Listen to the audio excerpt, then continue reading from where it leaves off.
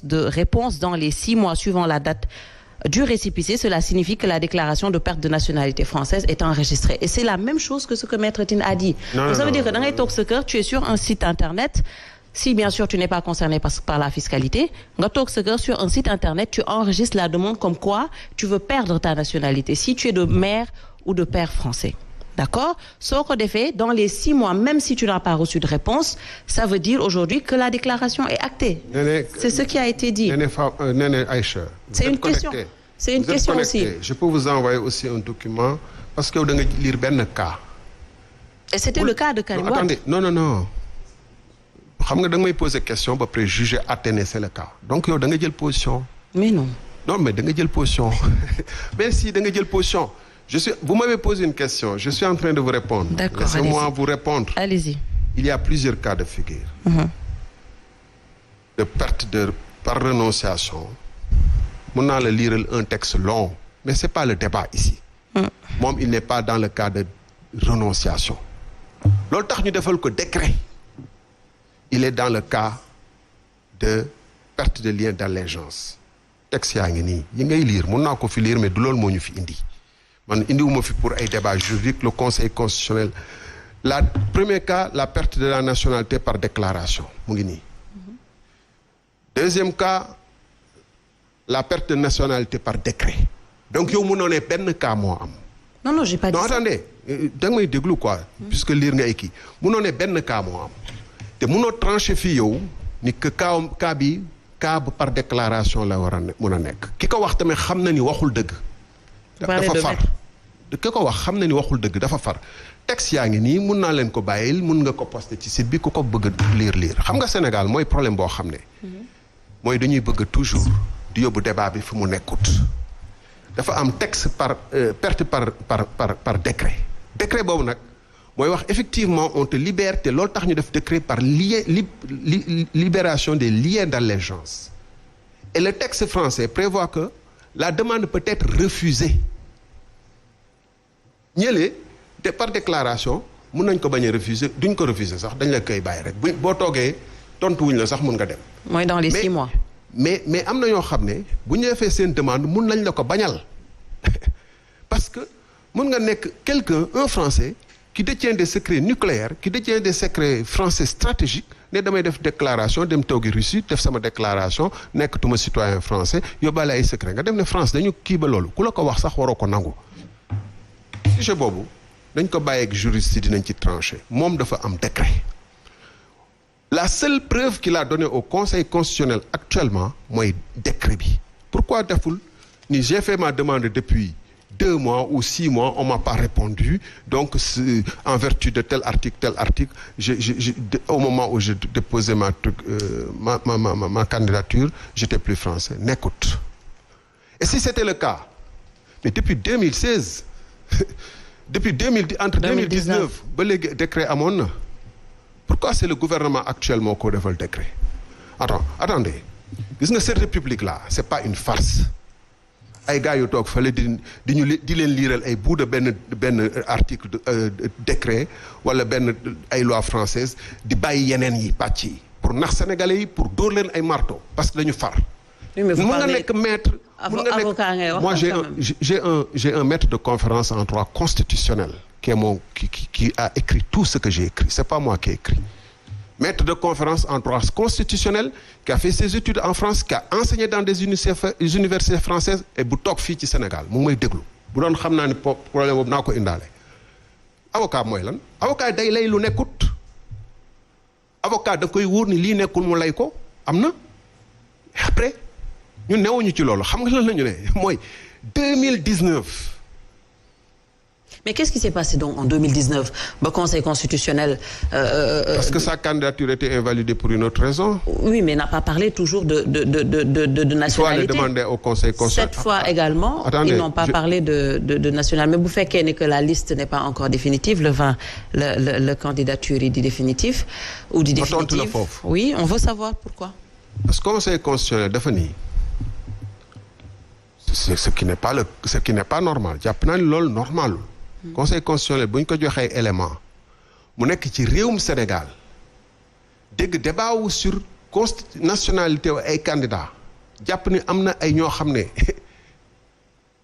am nañu ay yeneen nationalité war na ko càmbar gis ngeen moom ci boppam nee na am na ñeneen ñu am double nationalité waaye man duma ci àddu maanaam am na ñeneen ñuy violer constitution réew mi waaye dama leen di protéger moom Karim Wade laa bëgg a wax ci texte bu mujj def bi donc conseil constitutionnel dafa ni candidat rek moom mooy def réclamation bu ab ba candidat deful réclamation du sax recours dañ koy tuddee recours mais xam ngeen ni conseil constitutionnel décision ne saurait souffrir de recours donc dañu ne réclamation lañ ko tuddee bu candidat deful réclamation man damay paas damay jàpp ni déclaration sur l'honneur bi doy na moo tax ñu ne ñun constitution Sénégal article 28 bu fekkente ni li mu wax gëm nañ ko te gëm nañ ko kenn mënuñu tere ñu wax li ñu war a wax pour défendre constitution Sénégal parce que jàpp nañu ku war a jiite réewum Sénégal da nga war a moote ak topp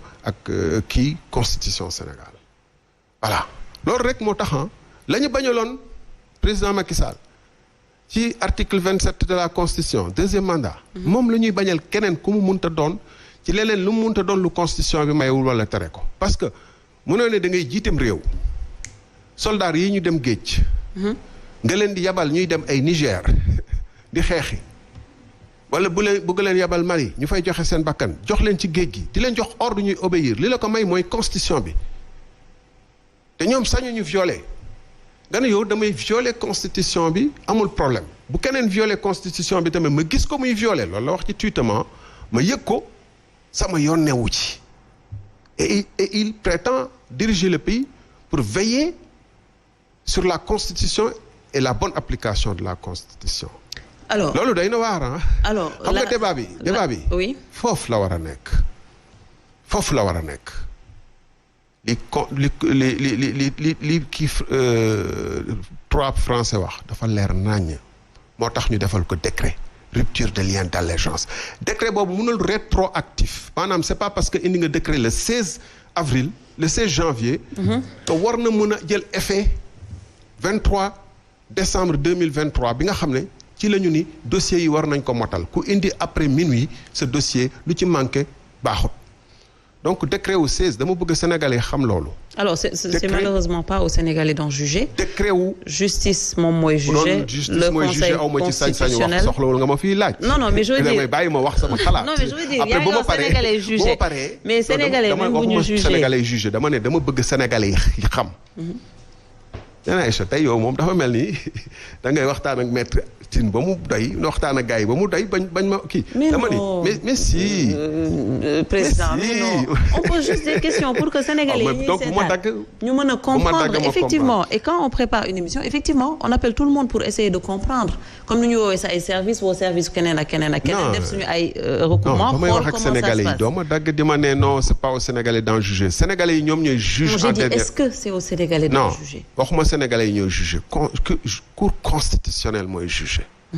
ñun gëm nañu li ñu leen jox doy na te ñoom xam nañu droit français lañ leen bindal ci recours bi ci point yi ngay wax nii jox nañ leen ban article moo pertinent parce que xam nañu ni dafa am cas de figure yu bëri wax nañ leen cas bu njëkk bi nga wax mu ngi ci suñu recours que cas boobu nii lay demee du boobu mooy appliqué cas bii beneen bi nii lay demee bii mooy appliqué wu bul jàpp ni ñu nit dañu ay cuune lañ de naturellement ku bëgg a diriger Sénégal xam naa waaw am na yenn yoo xam ne donc dama ni Sénégalais yi dama bëgg ñu xam parce que am na benn communication bu bari bu jàll ci am nañu décret bi le 16 janvier 2024 lañ ko def ku ñàkk xam loi xam na ni loi mënul rétroactif maanaam décret bu ñu jël le 16 janvier 2024 mënul soppi ab dossier wala joyanti ab dossier boo xam ne bañ koy déposer le 26 décembre 2023 dafa dëngoon